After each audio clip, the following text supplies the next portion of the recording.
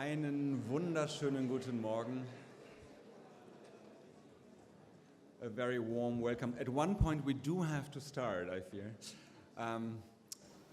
Wow, it's amazing. It's a lot of people, some late arrivals, but almost everybody's here now.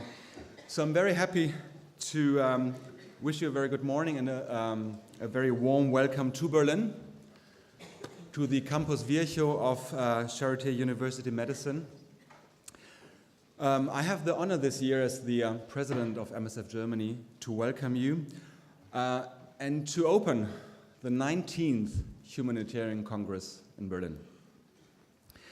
I welcome you on behalf of the organizations who are participating in the steering committee of the Congress, which are, in alphabetical order, the Berlin Chamber of Physicians, the Charité University Medicine, the German Red Cross, Médecins du Monde, Germany, and last but not least, Médecins Sans Frontières, Germany. So the Congress now, if you can read Latin numbers, it's in his 19th year, so the last year of being a teenager. So I hope it stays young and also a little bit wild. Let's see. What is the character of this Congress? What makes it special? The Humanitarian Congress every year brings together you.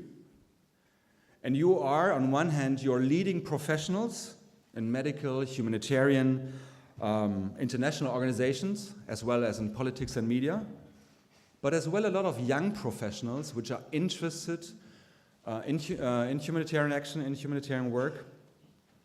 So that's, I think, a very special combination. There's implementers here, people who have worked in the humanitarian field for years.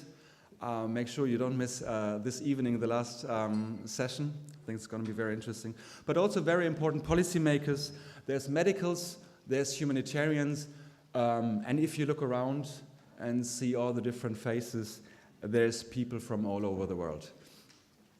So the Congress brings together more than 800 people every year. I was already asked how many people are we? 800 to 900 every year, and actually has over the last years created kind of its own community. People who meet at the Congress, and what else can you wish for as the organizers of such a Congress? With all these different participants, the Congress brings together different perspectives, and that's wanted, different values, I think, which is very important, and people who not normally or often discuss with each other. So you have the chance to talk to people you normally do not talk to, so make use of it and actually enjoy it to see people you're not hanging around at so many other congresses and meetings all the time. I think the Congress is a unique opportunity to share experiences, obviously, knowledge and ideas of humanitarian action. It's very international. It's, as I said, multidisciplinary. And we try very much in this Congress from the format to foster dialogue between speakers, for sure, but also between speakers and participants. And therefore, we have a mix of formats. We have keynote speeches. We're going to start with a very interesting keynote speech this morning. We have panel discussions and workshops. And I can only ask you, encourage you, guys and girls, everybody, let's be provocative, let's be interactive, ask questions, and please be remembered, at the end of every session, that's on purpose, there is dedicated time for questions, for discussions, and if some of the lecturers, because they're so enthusiastic about the topic, might forget to keep that time for your questions, for your interactions, please kindly remind them and make sure the sessions are interactive. We'll also try to listen to our online audience, which I welcome very much, obviously via our social media channels. We'll try to integrate comments and also questions from the online audience to make the discussion even a bit bigger and even allow people who cannot afford to come here and still are core to our humanitarian work, to our humanitarian action, to participate at that Congress. So I think if this works out with the integration of our online audience, this will even further enrich discussions. I talked a lot about diversity, different perspectives now, but let's also be honest. We are preaching here to ourselves, to the converted, if you allow me that word. More or less, maybe we have some different ideas how to do it, but we all want the same. So let's try to have a good debate still, and let's focus on differences, because differences will make us move forward. Let's be self-critical, and let's ask, don't show off, let's ask the self-critical, the inconvenient questions.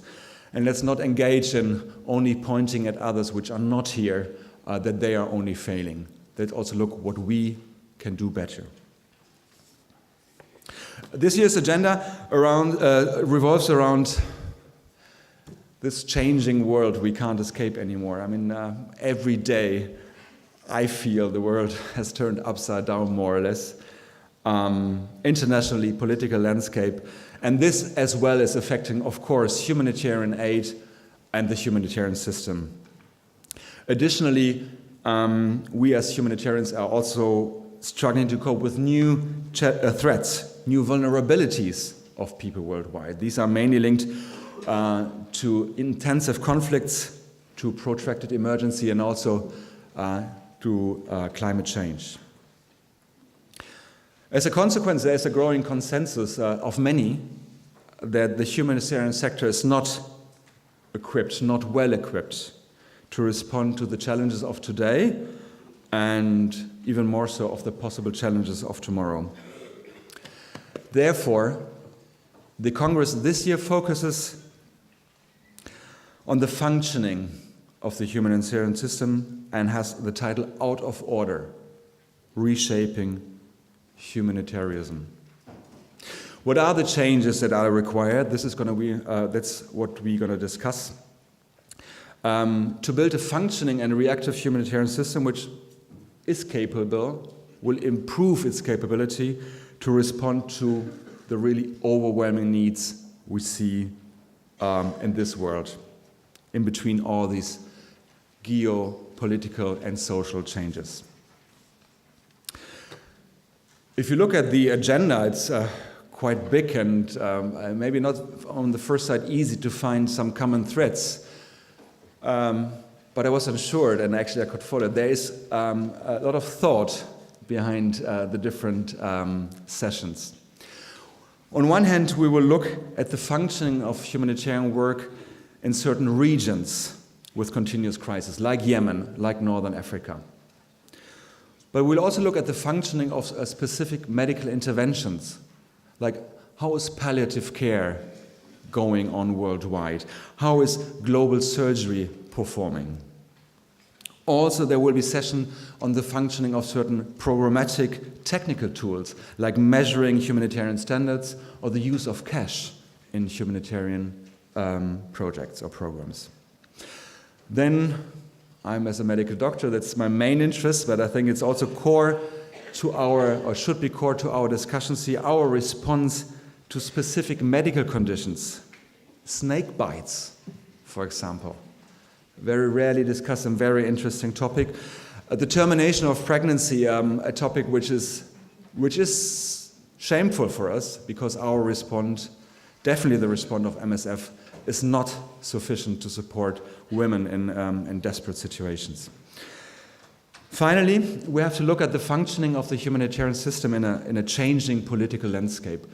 Humanitarian aid is criminalized.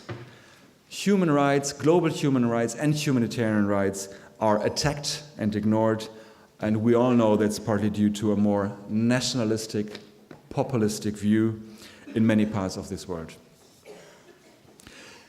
Some of the main topics you have been expecting you will not find on this agenda, but we said let's also focus on topics like snakebite, which are very important and hardly discussed elsewhere. So this Congress aims to give space to topics which have not such a strong voice in other settings. And additionally, I think that also what makes this Congress special, there's always some introductory sessions for newcomers or people needing a refresh of humanitarian aid, humanitarian work in the humanitarian sector. We talk about how things are approached, we talked about the status quo, we will talk about the status quo.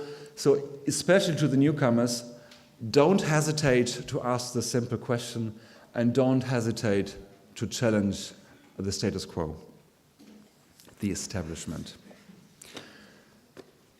I myself have been, I was lucky this year. I managed to work 1 month in South Sudan at the beginning of this year, finally, after many years, as an ordinary medical doctor again. MSF, like many other organizations, for decades, tried very hard to meet the needs there, develop new concepts, what I really took home. For example, we have a new program where humanitarian workers live and move with communities to ensure access. Very interesting.